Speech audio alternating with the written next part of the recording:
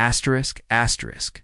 The day humanity walked away from the Galactic Council, everything shifted. Asterisk, asterisk. In a distant future, humanity had grown far beyond its humble beginnings on Earth. The small blue planet that once cradled life was now just one of many worlds under human control.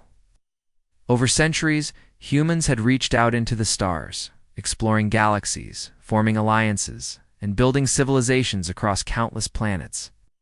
They had joined the Galactic Council, an interstellar organization made up of hundreds of alien species. This council governed trade, diplomacy, and law among the stars, ensuring peace or at least some semblance of it between wildly different cultures. But things were changing. Tensions had been simmering for years, and today they boiled over. Adam Carter stood in the center of a grand chamber aboard the Council's massive orbital station. Around him, representatives from dozens of alien races sat in tiered seating, their forms ranging from insectoid creatures with shimmering exoskeletons to towering beings with translucent skin. Each seat represented a voice, but not all voices carried equal weight. For decades, humanity had struggled to find its footing within this vast political machine. Now, Adam felt the weight of billions of lives resting on his shoulders as he prepared to speak. Adam wasn't a typical politician. He was tall, with sharp features and dark hair streaked with gray. His eyes held a quiet intensity that could cut through any argument. Before becoming Earth's ambassador to the Galactic Council, he had served as a diplomat during tense negotiations with hostile alien factions. He knew how to read people, or rather, read aliens, and he understood when compromise was possible. And when it wasn't, today there would be no compromise. The room buzzed with murmurs as Adam stepped forward. A hush fell over the chamber as the translator devices embedded in everyone's ears crackled to life. Esteemed members of the Galactic's Council, Adam began, his voice steady despite the storm brewing inside him. For generations, humanity has contributed to the prosperity and stability of this body. We have shared our knowledge, resources, and technology. We have fought alongside you in conflicts and stood by your side in times of crisis. He paused, letting his words sink in. Some council members nodded approvingly, while others shifted uncomfortably in their seats. Adam continued, his tone growing firmer.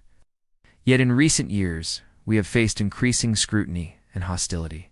Our efforts to expand into unclaimed territories have been labeled reckless. Our advancements in science and engineering have been met with suspicion.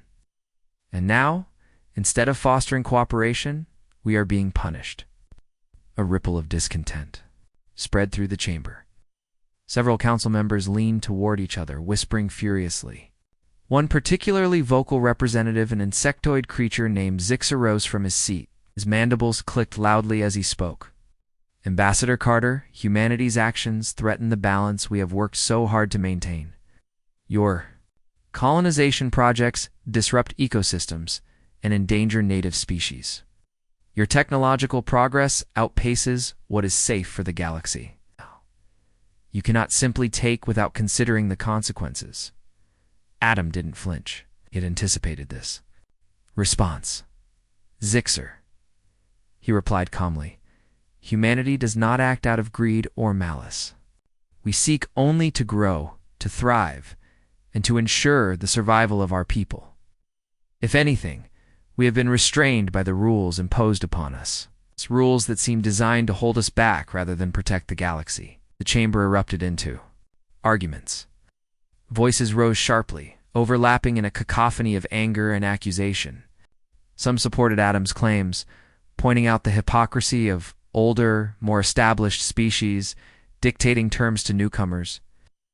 Others condemned humanity's defiance, insisting that unchecked expansion would lead to disaster. Through it all, Adam remained still, watching and waiting. Finally, the council's leader, a wise but stern elder named Elder Valen, raised a hand, silencing the crowd. Valen was a member of the Luminari, a race known for their longevity and impartial judgment. Their glowing crystalline bodies cast soft light across the room. Enough, Valen said, their voice resonating with authority. We must address this matter decisively. Ambassador Carter, humanity's behavior cannot go unchecked. Therefore, the Council proposes the following sanctions: immediate suspension of all colonization efforts, mandatory inspections of your research facilities, and a reduction in voting power within this assembly. Gasps echoed through the chamber.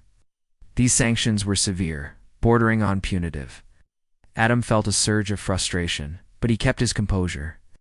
"Elder Valen," he said, addressing the leader directly, "these measures will cripple humanity's ability to survive independently.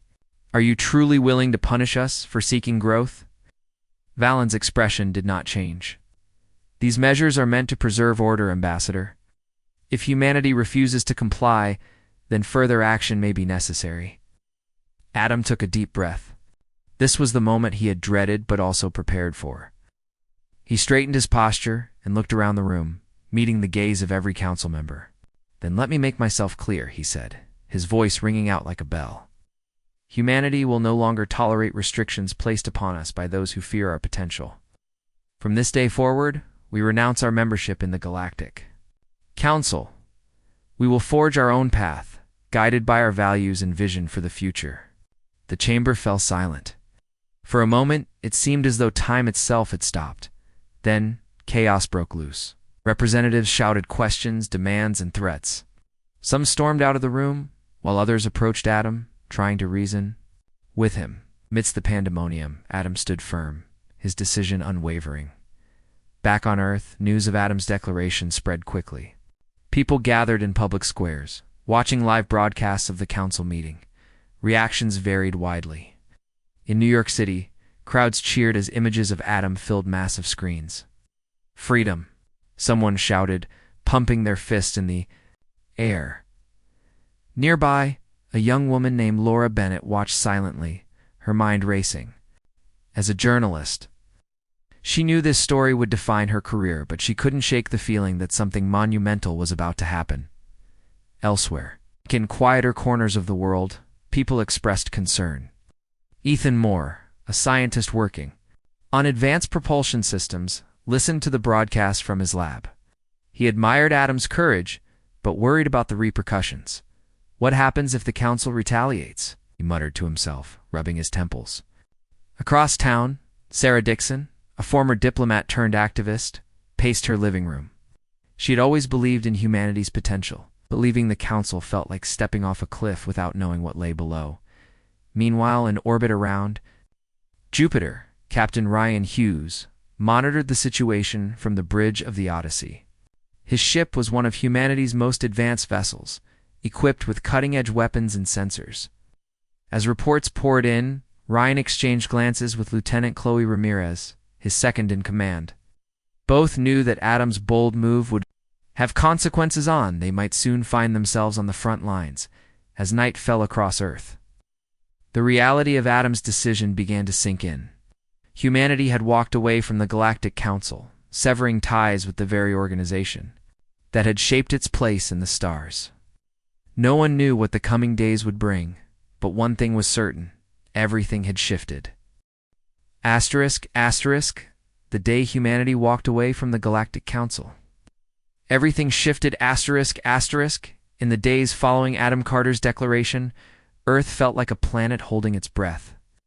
The news of humanity's departure from the Galactic Council dominated every screen, every conversation, and every thought.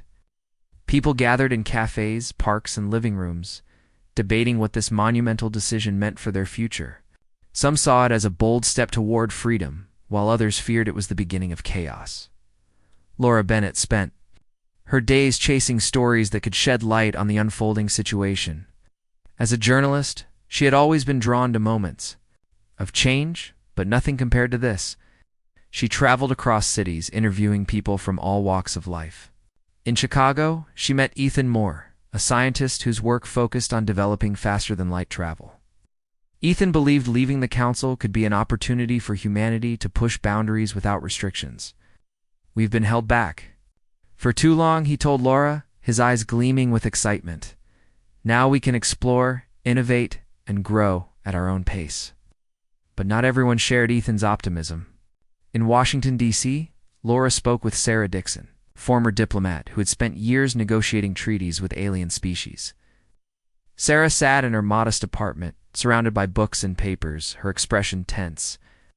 Walking away from the council isn't just about independence, she said, shaking her head. It's about cutting ties with allies who have helped us survive in space. What happens when we face threats we can't handle alone? Laura listened carefully, jotting down notes. She understood both perspectives, but her instincts told her there was more to uncover. Her next stop was Houston, where she visited a spaceport bustling with activity. Pilots, engineers, and traders rushed about, preparing for missions or unloading cargo. Here the mood was mixed. Some celebrated the idea of forging new trade routes without council interference, while others worried about losing access to markets controlled by alien factions loyal to the council. Back aboard the Odyssey, Captain Ryan Hughes and his crew kept a close watch on the situation. The ship orbited Jupiter, serving as a guardian for humanity's outer territories. From his command chair, Ryan monitored communications between Earth and nearby star systems. Reports trickled in about strained relations with certain alien species. Trade ships that once traveled freely were now being turned away at borders. Supplies of rare minerals and exotic goods dwindled, forcing industries to adapt quickly. Lieutenant Chloe Ramirez stood beside Ryan, studying sensor readings displayed on a large screen. "Sir," she said, her tone cautious, "we're picking up unusual activity near the edge of human-controlled space." Ryan frowned, leaning closer to examine the data. Several unidentified objects were moving rapidly toward their territory. They weren't responding to hails. Their trajectories suggested they weren't friendly. "Could be scouts," Ryan muttered, rubbing his chin, "or worse, warships." He ordered the crew to prepare defensive measures while sending a message to Earth Command. Whatever these objects were, they couldn't afford to ignore them. On Earth, President Daniel Hayes convened an emergency meeting with military leaders, scientists, and diplomats. The room buzzed with tension as attendees exchanged grim looks. Dr. Emily Grant, a physicist known for her groundbreaking work on quantum propulsion, took her seat quietly. Her mind raced with possibilities. If humanity was going to stand on its own, they would need every advantage they could muster. President Hayes addressed the group, his voice steady but firm.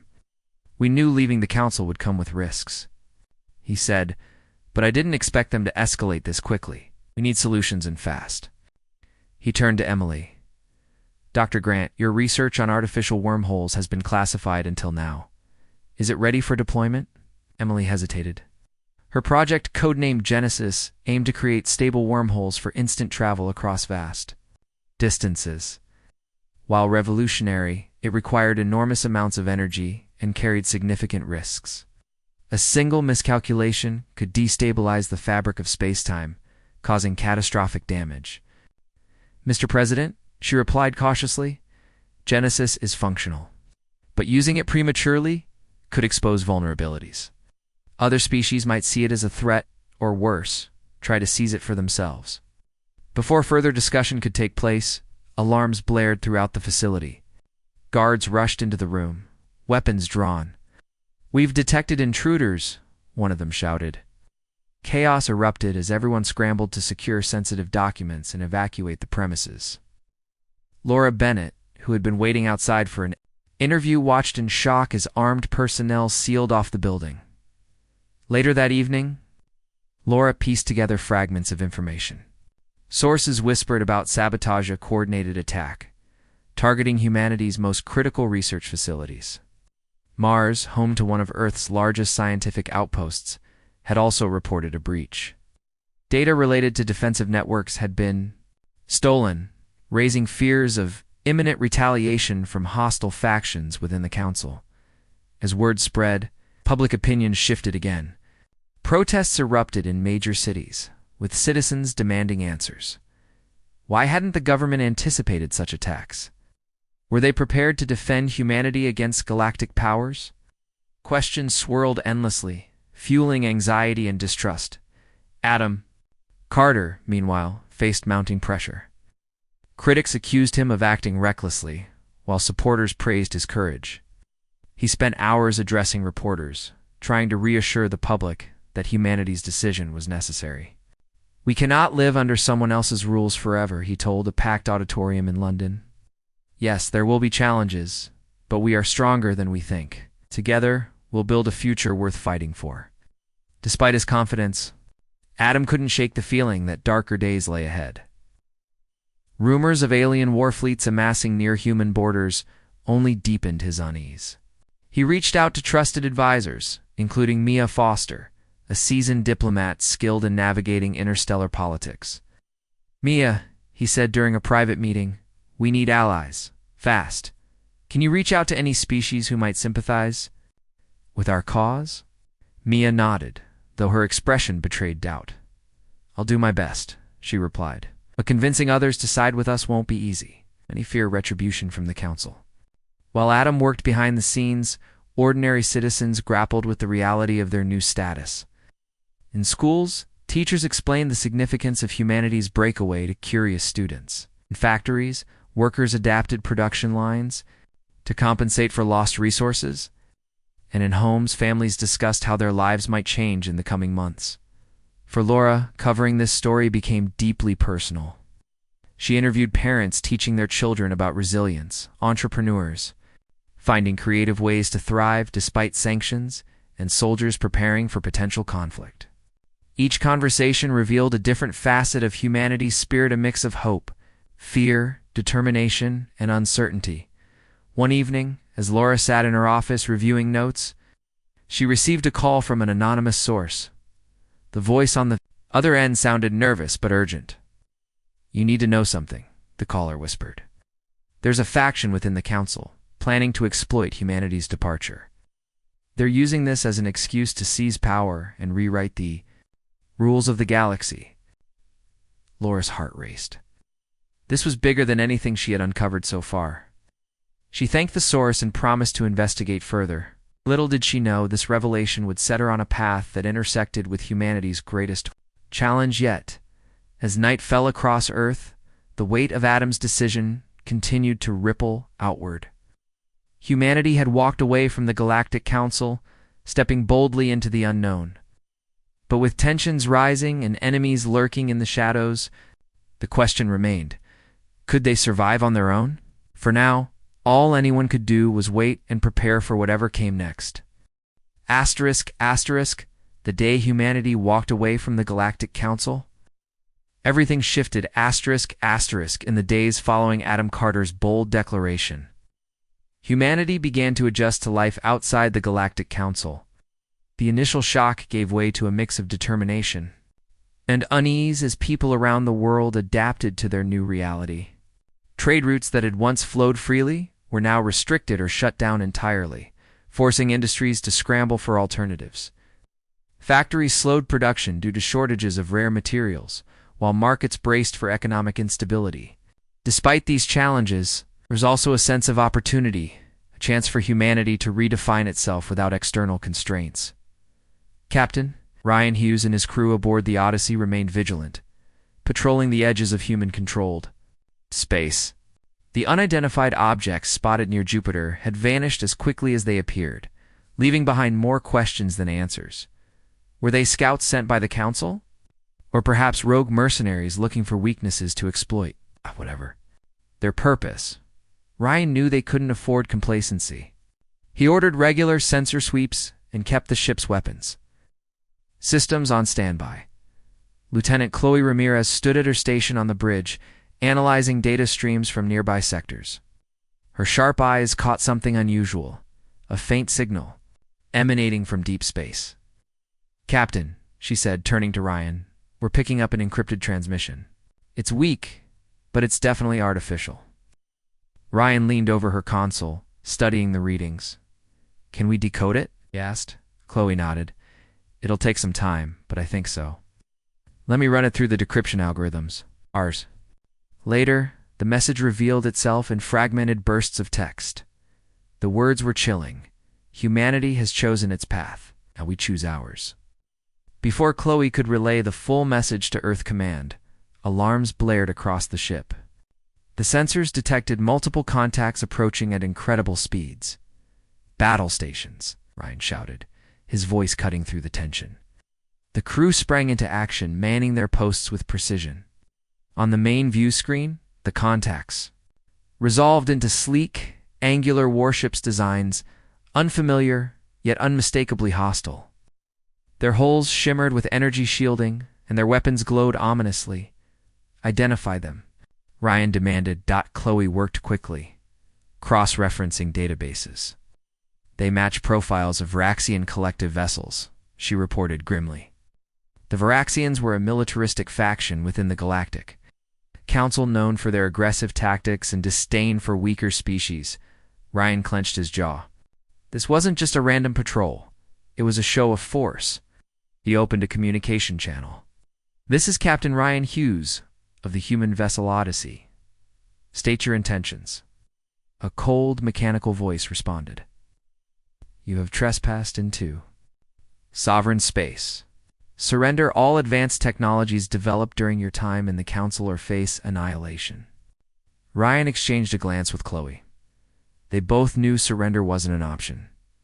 We're not going anywhere, he replied firmly. We won't hand over anything to you. The Varaxian commander didn't respond verbally. Instead, their ships unleashed a barrage of plasma torpedoes.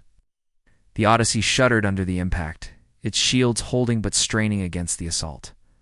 Return fire, Ryan ordered. The Odyssey's cannons roared to life, sending streaks of energy hurtling toward the enemy fleet. Explosions lit up the void as torpedoes collided with shields and hulls. For several tense minutes, the battle raged, neither side gaining a decisive advantage. Back on Earth, news of the skirmish spread rapidly. President Daniel Hayes convened another emergency meeting, this time including military strategists and scientists. Dr. Emily Grant sat quietly, her mind racing. She knew humanity's survival might depend on deploying Project Genesis, her classified initiative to create artificial wormholes. But using such technology carried immense risks, not only to space-time, but also to humanity's standing in the galaxy. We need options, Hayes said, his voice taut with urgency. If the Varaxians are willing to attack, others will follow.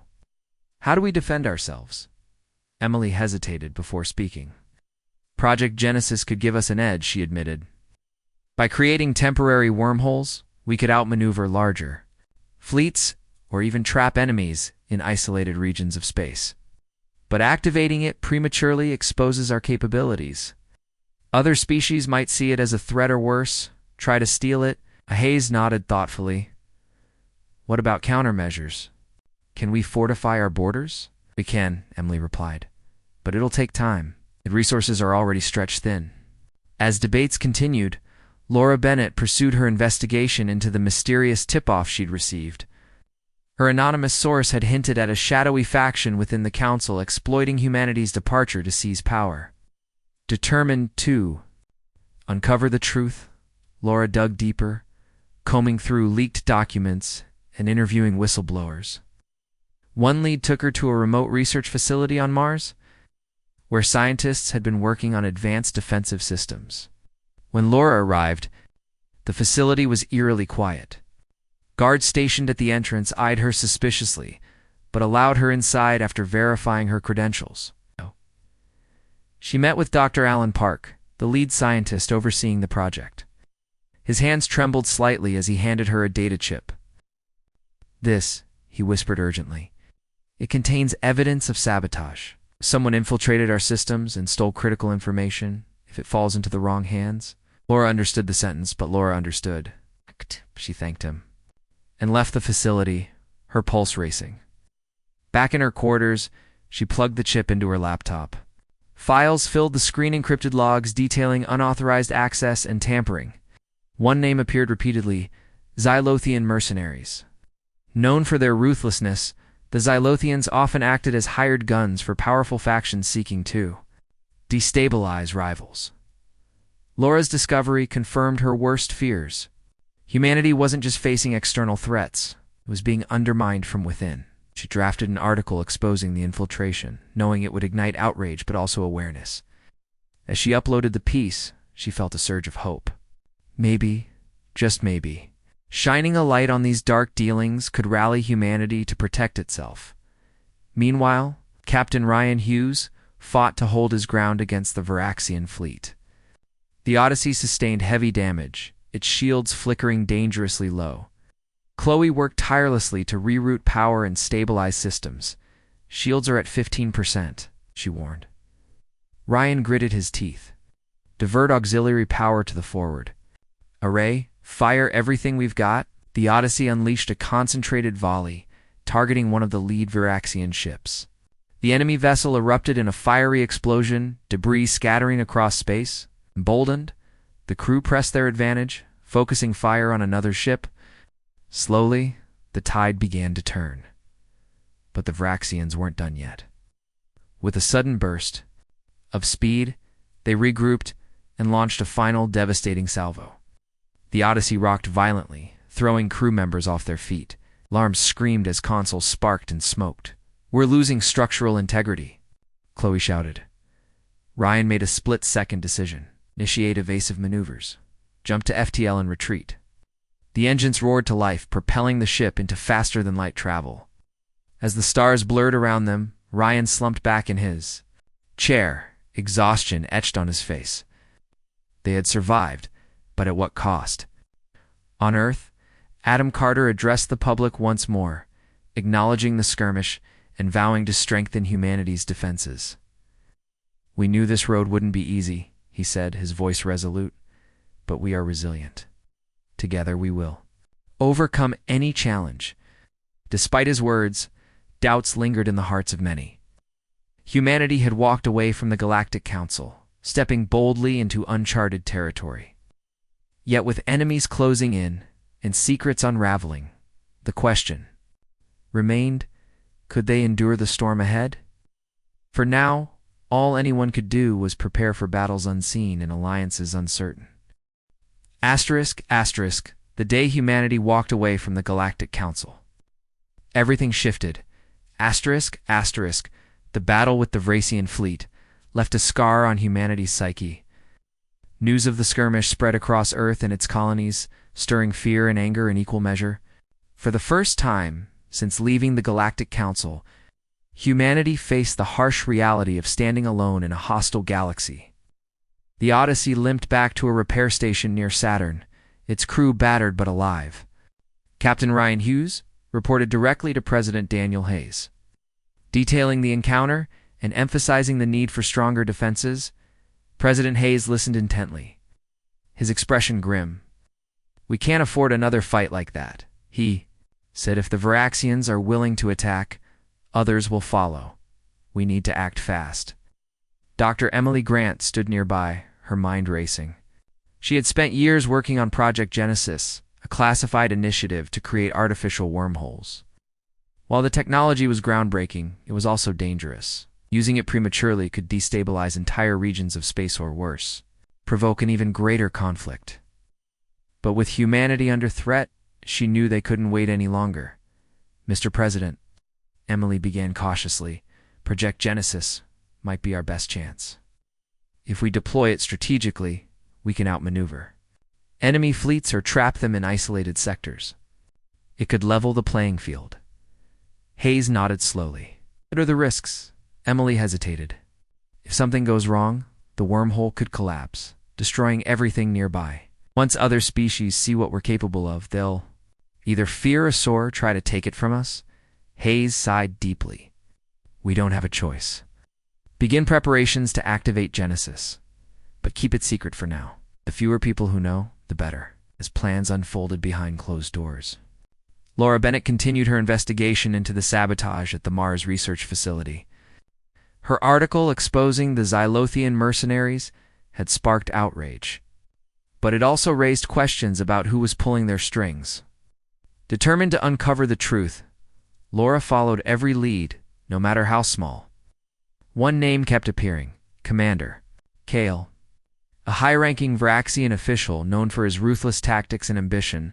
Laura traveled to a neutral space station orbiting a distant moon, hoping to find someone willing to talk. The station was a melting pot of alien species traders, spies, and wanderers all mingling in its crowded corridors. After hours of searching, She found herself face to face with a Quarren trader named Yarrick. The Quarrens were a nomadic race, often dismissed by larger powers but fiercely independent. "You're looking for information about Kale," Rex said, his voice low and gravelly. He leaned closer, his sharp eyes scanning the room for eavesdroppers. "He's been hiring mercenaries to destabilize your borders, but he's not acting alone. Someone within the council is backing him." Laura's heart raced. "Who?" she asked urgently. Yarrick shook his head. "I don't know names, but they want chaos. They think if humanity collapses, they can rewrite the rules of the galaxy." Laura thanked Yarrick and slipped away before anyone noticed their conversation. Back in her quarters, she pieced together the implications. If true, this meant humanity wasn't just fighting external enemies. It was caught in a power struggle among galactic elites. She drafted another article, warning of the danger while urging unity. Her words resonated with many, reigniting calls for resilience and cooperation. Meanwhile, Adam Carter worked tirelessly to rally support from disenfranchised species. He sent envoys to negotiate alliances with groups who shared humanity's grievances against the Council. Among them were the Arathians, a reclusive race known for their advanced cloaking technology, and the Quarren tribes, who valued freedom.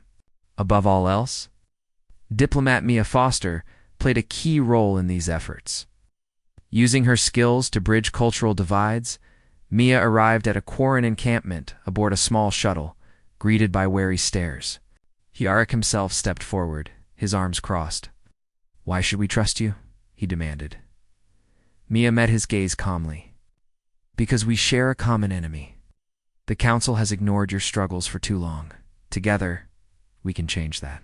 Yarrick studied her for a moment before nodding. "We'll listen, but actions speak louder than words."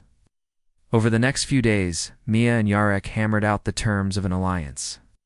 The Quarrens agreed to provide intelligence and logistical support. While humanity promised to protect their freedom, it was a fragile agreement. But it marked the beginning of a coalition united by necessity. Back aboard the Odyssey, repairs were nearly complete.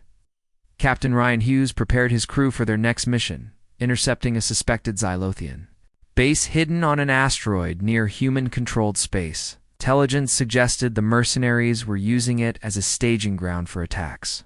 Ryan knew they couldn't let such a threat go unchecked. "Lieutenant Ramirez," Ryan said during a briefing, "I want a full tactical analysis of the base. Assume heavy defenses and booby traps." Chloe nodded, studying holographic maps of the asteroid. "Understood, sir. I'll coordinate with engineering to ensure we're ready for anything." The mission launched under the cover of darkness. The Odyssey approached the asteroid stealthily, its engines running silent. As they drew closer, sensors revealed a network of tunnels and fortified structures carved into the rock. Armed guards patrolled the perimeter, their weapons glowing. Ominously, Ryan turned to Chloe. "Can we disable their shields without alerting the entire base?" She tapped furiously at her console. "Yes, but it'll require precise targeting. One misstep, and they'll know we're here." Ryan gave the order, and the Odyssey fired a concentrated beam at the shield generator. The structure collapsed in a shower of sparks, leaving the base vulnerable. Moments later, a team of Marines led by Lieutenant Ramirez descended onto the surface, moving swiftly through the shadows. Inside the base, resistance was fierce. Mercenaries fought back with brutal efficiency, forcing the Marines to adapt quickly. Chloe coordinated their movements from the ship, guiding them through narrow corridors and around ambushes. Finally, they reached the central chamber, where stolen data from the Mars facility was stored. "We've got it," Chloe announced triumphantly. "Let's pull out before reinforcements arrive." But as the team retreated, alarms blared throughout the base. Reinforcements poured in, pinning them down. Ryan made a split-second decision. Fire suppression rounds. Cover their escape. The Odyssey unleashed a barrage of non-lethal projectiles, creating a smokescreen that allowed the Marines to slip away. Once aboard, the ship jumped to faster than light speed, leaving the asteroid far behind. Back on Earth, Adam Carter received the recovered data with mixed emotions. It confirmed what Laura's sources had hinted at. A rogue faction within the Council was orchestrating attacks to weaken humanity. The evidence included encrypted messages between Commander Kale and unnamed council members, detailing plans to seize control of unclaimed territories. "This changes everything," Adam muttered. Scrolling through the files, he called an emergency meeting with President Hayes and key advisors. "We have proof of collusion. If we expose this, it could fracture the Council's unity and turn more species against them." Hayes nodded thoughtfully. "Do it. But be careful. Revealing this will make us targets." Adam understood the risks, but saw no other option. He arranged a live broadcast, addressing not only Earth, but also the galaxy at large. "To all who valued justice and fairness," he began, present evidence of corruption within the Galactic Council. A shadowy faction seeks to exploit our departure for personal gain, destabilizing entire star systems in the process. We call on all free peoples to stand with us, not just for humanity's survival, but for the future of the galaxy." The broadcast ignited outrage across the stars. Species who had once distrusted humanity now saw them as allies against a common enemy. Support poured in from unexpected corners, strengthening the fledgling coalition. Yet despite these victories, challenges remained. The Varaxians regrouped, vowing revenge. Trade routes continued to falter, straining economies. And deep within the Council's ranks, tensions simmered, threatening to boil over into open conflict. Humanity had walked away from the Galactic Council, taking its first steps toward independence. But the road ahead was fraught with danger. As planets aligned and alliances formed, one thing became clear: the galaxy would never be the same again. For better or worse, humanity had set events in motion that would reshape the cosmos, and there was no turning back. The day humanity walked away from the Galactic Council. Everything shifted. The revelation of corruption within the Galactic Council sent shockwaves across the galaxy. Adam Carter's broadcast had exposed a web of deceit that implicated some of the Council's most powerful members. For many alien species who had long felt marginalized or exploited by the Council's policies, this was the spark they needed to question their loyalty. Across star systems, protests erupted outside Council embassies, with crowds chanting for reform or outright rebellion. On Earth, the response was equally intense. People gathered in public squares watching holographic screens replay Adam's speech. Laura Bennett stood among them in New York City, her notebook in hand, capturing the mood of the crowd. Some cheered, holding signs that read, "Freedom for all" and "No more tyranny." Others looked uneasy, whispering about the risks of provoking the Council further. Despite the mixed reactions, one thing was clear: humanity's defiance had struck a chord. President Daniel Hayes convened an emergency session with his advisors to assess the fallout. The room buzzed with tension as military leaders, scientists, and diplomats debated their next move. Dr. Emily Grant sat quietly, her mind racing. Humanity now had evidence of corruption, but proving it beyond doubt would require more than just stolen data. They needed witnesses, someone willing to testify against the Council. "We need to find someone inside the Council," Hayes said, breaking the silence. "Someone who can confirm these allegations." Adam nodded. "It won't be easy. Loyalty runs deep, especially among the older species. But there are cracks forming. If we push hard enough, someone will break."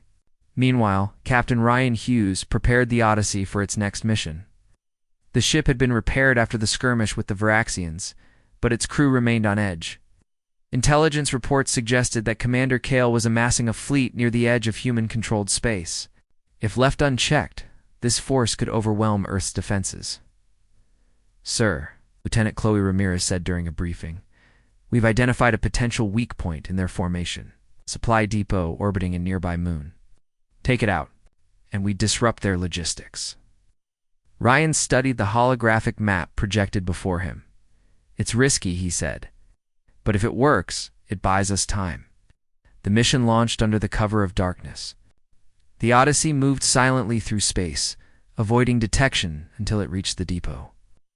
As the ship unleashed its weapons, explosions lit up the void, scattering debris across the moon's orbit. The attack crippled the enemy's supply lines, forcing Commander Kale to delay his advance. Back on Earth, Laura Bennett pursued a new lead. Her sources hinted at a whistleblower within the Counselor young Luminari named Syra. The Luminari were a wise and ancient race, revered for their impartiality. If Solera was willing to speak out, her testimony could sway undecided species.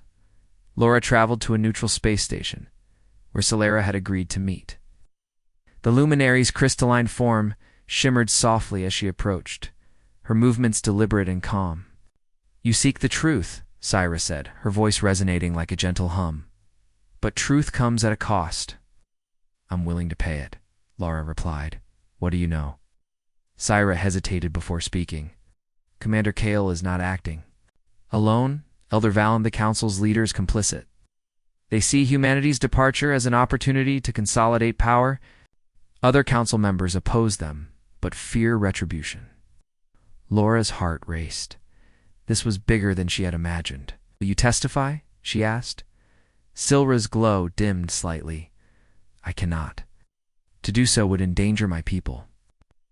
Provide you with proof records of secret meetings, financial transactions, everything you need to expose them."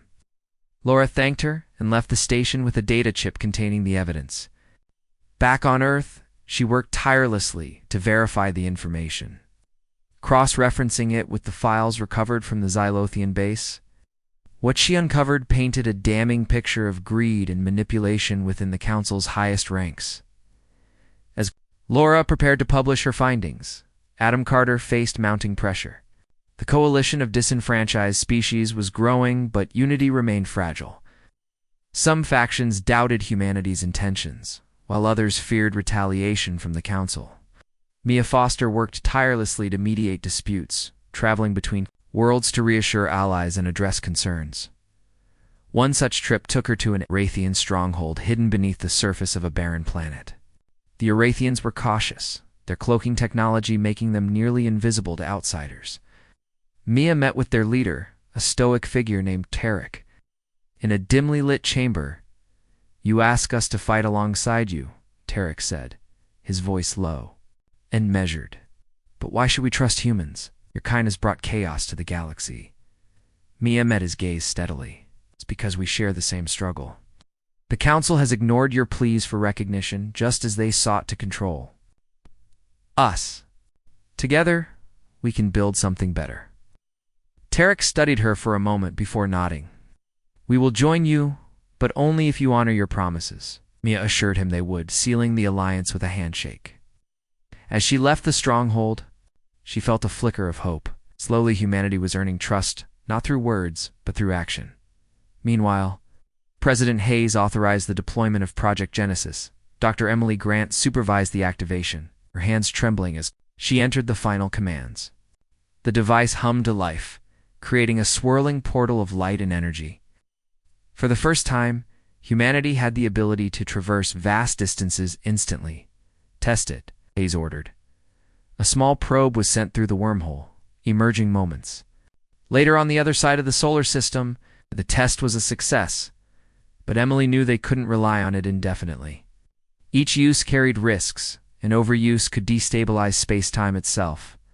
As preparations continued, Laura published her expose revealing Elder Valen's involvement in the conspiracy.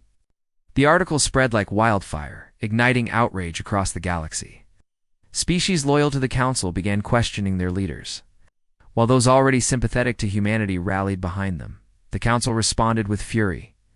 In an emergency session, Elder Valen denied the allegations, accusing humanity of fabricating lies to justify their rebellion. Cracks were showing. Several Council members openly challenged Valen's leadership, calling for investigations into the claims.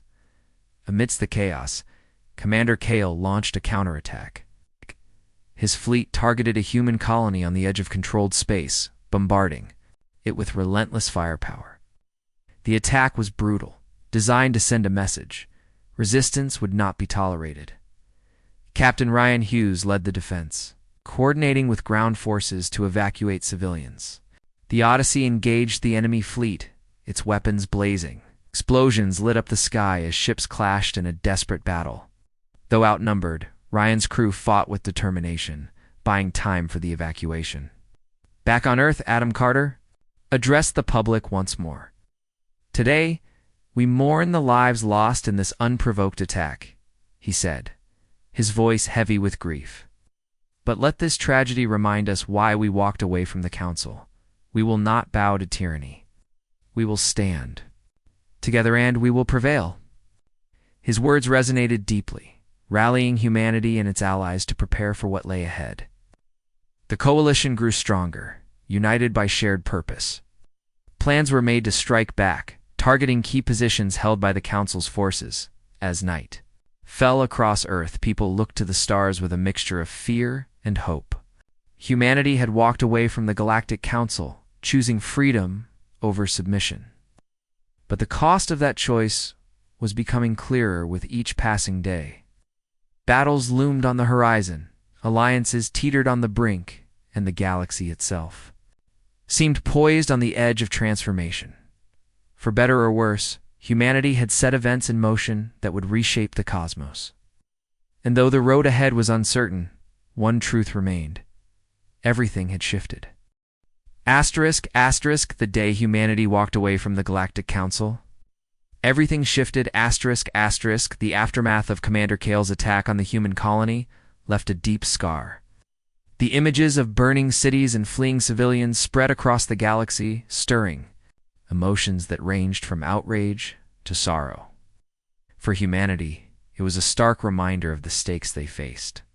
The coalition of disenfranchised species watched closely, weighing whether humanity could endure such blows, or if their defiance would crumble under pressure.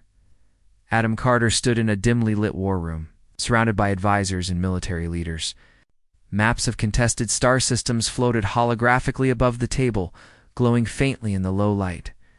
"We need to strike back," Adam said, his voice firm but tinged with exhaustion. "If we don't act now, Kale will keep pushing, testing our limits." Captain Ryan Hughes nodded, agreed. "But we can't just retaliate blindly. We hit them where it hurts most, their supply lines and command centers." Dr. Emily Grant leaned forward, her expression thoughtful. "What about using Project Genesis? If we deploy it strategically, we can outmaneuver their fleet and deliver a decisive blow." President Daniel Hayes hesitated. "It's risky.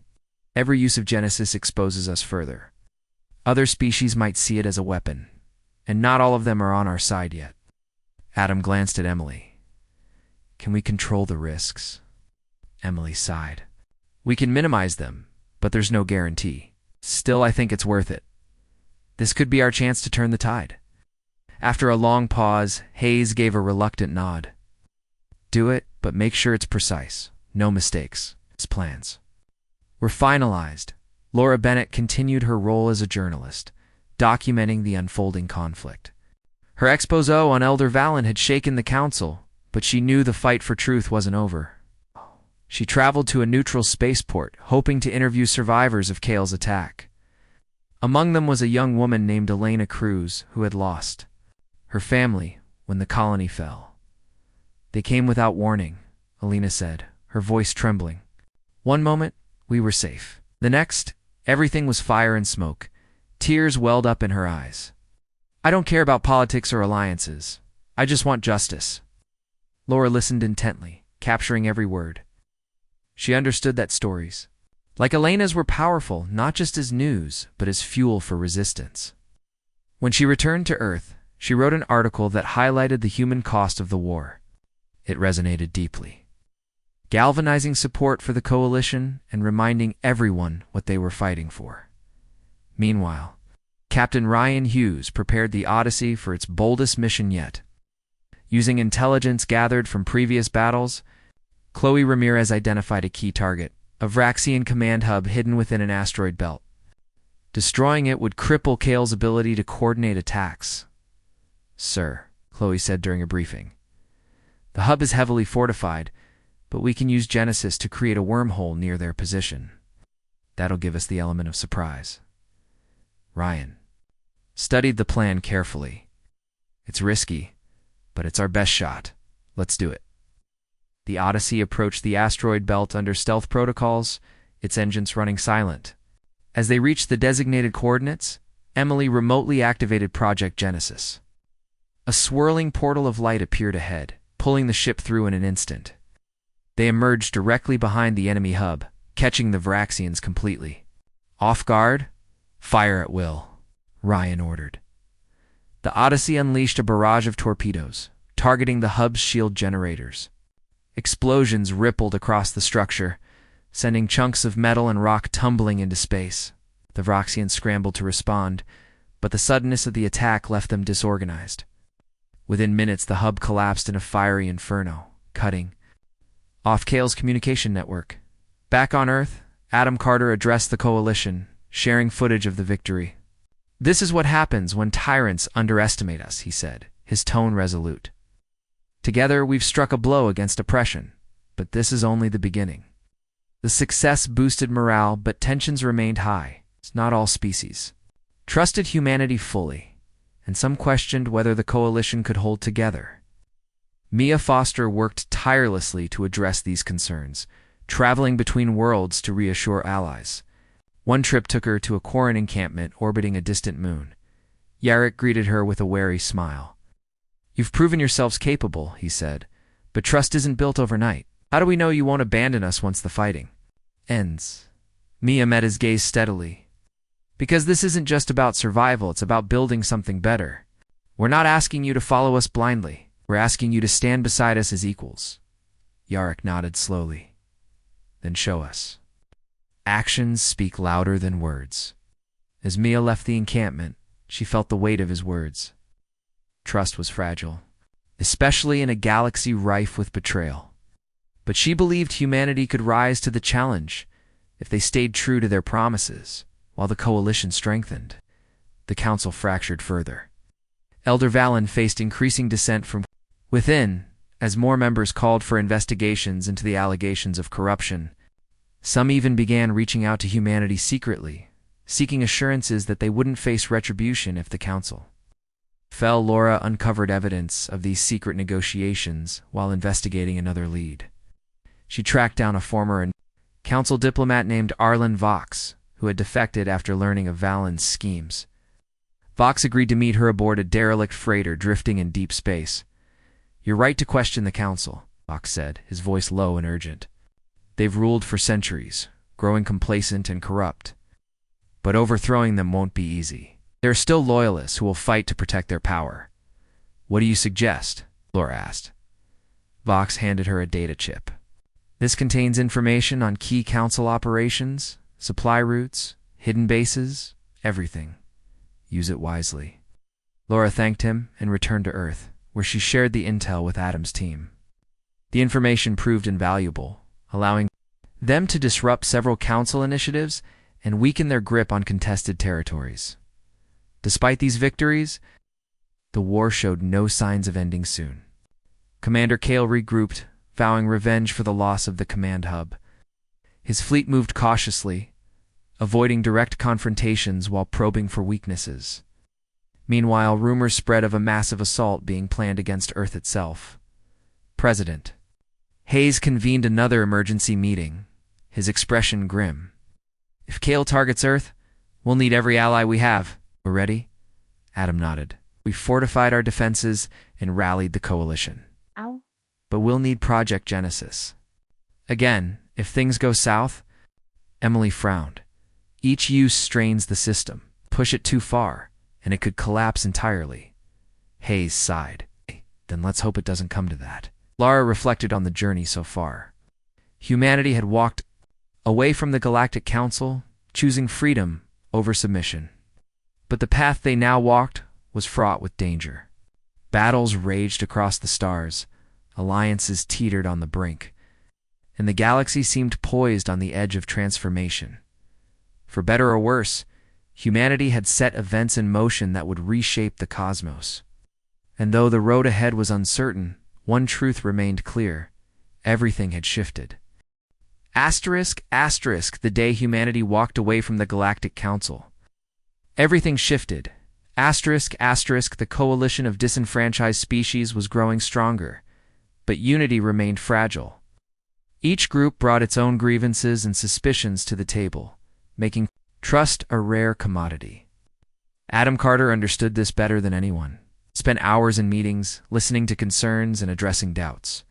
Some allies wanted immediate action against the Council, while others urged caution, fearing retaliation. It was a delicate balancing act, one that required patience and diplomacy. Mia Foster played a key role in bridging these divides. Her calm demeanor and sharp instincts made her an effective mediator. She traveled between worlds, meeting with leaders and listening to their stories. On one such trip, she visited the Arathians again. Their leader, Tarek, greeted her with a cautious nod. "The Quarrens are restless," Tarek said, his voice low. "They fear your kind will abandon them once the fighting ends." Mia sighed. "Hey, this concern had been raised before, but it didn't make it any less valid. We won't abandon anyone," she replied firmly. "This isn't just about humanity's survival. It's about creating a fairer galaxy for all of us." Tarek studied her for a moment before speaking. "Prove it. Show us you're willing to share power, not just take it," Mia promised to bring their concerns to Adam, knowing they needed to address these fears if the coalition was to hold together. As she left the Arathian stronghold, she felt the weight of responsibility pressing down on her. Trust wasn't something that could be demanded, it had to be earned. Meanwhile, Captain Ryan Hughes and his crew aboard the Odyssey prepared for another mission. Intelligence reports indicated that Commander Kale was planning a large-scale assault on Earth itself. The coalition scrambled to fortify defenses, but everyone knew they couldn't protect every corner of human-controlled space. "We need to draw him out," Ryan said during a briefing. "If we can lure his fleet into a trap, we might stand a chance." Chloe Ramirez nodded. "Using Project Genesis could give us the edge we need. We create a wormhole near Earth, force them into unfamiliar territory, and strike quickly." Emily Grant listened carefully, her brow furrowed. "Every use of Genesis strains the system," she reminded them. "But if this is our best shot—" Ryan gave her a reassuring smile. "Then let's make it count." Back on Earth, Laura Bennett continued her work uncovering truths about the Council. Her articles had become a rallying cry for those disillusioned with the status quo. One day, she received a tip-off from an anonymous source. A secret council meeting was being held aboard a cloaked vessel near the edge of human space. If she could infiltrate it, she might uncover critical information. Laura approached Adam Carter. "With the lead, this could be big," she said. "If I can get inside, I might learn their next move." Adam hesitated. "It's dangerous. These people don't take kindly to spies." "I know the risks," Laura replied. "But if we don't act, they'll keep blindsiding us." After some deliberation, Adam agreed, assigning a small team to assist her. Disguised as traders, Laura and her companions boarded a shuttle headed for the rendezvous point. The journey was tense, with everyone aware of the stakes. When they arrived, they found the council ship shrouded in stealth fields, nearly invisible. To the naked eye, using forged credentials, Laura gained access to the vessel. Inside, she moved cautiously, avoiding guards and scanning rooms for clues. In a secure chamber, she discovered holographic projections of strategic maps plans for a coordinated attack on multiple coalition strongholds. Among the attendees was Elder Valen, whose presence confirmed his direct involvement in the conspiracy. Laura recorded everything, her heart pounding as she slipped away unnoticed. Back on Earth, she shared her findings with Adam's team. The evidence was damning, proving beyond doubt that the Council intended to crush the rebellion through sheer force. Armed with this knowledge, Adam addressed the coalition once more. "They think they can divide us," he said, his voice steady, but fierce. "But we've seen their plans, and we know their weaknesses. Together, we'll turn the tide." The coalition launched a series of preemptive strikes, targeting the Council's supply depots and communication hubs. Using Project Genesis, they created wormholes to outmaneuver enemy forces, delivering swift and decisive blows. Each victory bolstered morale, strengthening the bonds between allies. Yet challenges remained. Not all species trusted humanity fully, and internal tensions threatened to unravel the coalition. Yarek, the Quarren trader, voiced his concerns during a meeting with Mia. "Your kind leads, but do you truly listen?" he asked. "Or are we just pawns in your game?" Mia met his gaze without flinching. "You're not pawns," she said firmly. "You're partners. Without you, we wouldn't have come this far. But I need you to trust Ustu, believe we're working toward the same goal." Yarek nodded slowly. "Then show us." "Okay." Actions speak louder than words. As Mia worked to reassure the Quarrens, President Daniel Hayes focused on preparing Earth for the inevitable assault. Cities were fortified, evacuation plans put in place, and civilians trained in basic defense tactics. The atmosphere was tense, with everyone bracing for what lay ahead. Commander Kale, meanwhile, grew increasingly frustrated. His attempts to crush the rebellion had failed repeatedly, and dissent within the council was spreading. Some members openly questioned Valen's leadership, calling for peace negotiations. Others pushed for even harsher measures, arguing that mercy would only embolden humanity further in a desperate bid to regain control. Kale ordered his fleet to converge on Earth. The coalition detected the movement early, giving them time to prepare. Captain Ryan Hughes led the defense, coordinating with ground forces and orbital stations to create a layered perimeter. "Genesis is ready," Emily reported, her voice tight with tension. "But remember, the system can't handle too much strain." Ryan nodded. "Understood. Let's make this count." As the Varaxian fleet approached, the coalition unleashed its counterattack. Using Project Genesis, they created wormholes too. Split the enemy forces, forcing them to fight on multiple fronts. Explosions lit up the sky as ships clashed in chaotic battles. The Odyssey fought valiantly, its crew pushing themselves to the limit. On the ground, civilians sheltered in underground bunkers, listening to distant booms and flashes of light. Laura Bennett stayed in the capital city, documenting the battle. For posterity, she interviewed survivors, capturing their courage and resilience. One man, a farmer named Greg Marsh, summed it up perfectly.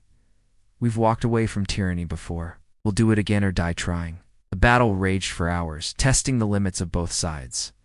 Slowly, the coalition gained the upper hand. With their supply lines disrupted and morale faltering, Kale's forces began retreating. It was a costly victory, but a victory nonetheless. As the dust settled, Adam Carter addressed the coalition once more. "Today we proved that unity is our greatest strength," he said, his voice filled with pride. "Together, we've shown the galaxy that oppression cannot stand. But this war isn't over yet. We must remain vigilant and steadfast. For now, humanity and its allies had weathered the storm. But the road ahead was uncertain, paved with challenges yet unseen. The galaxy had shifted, and nothing would ever be the same again.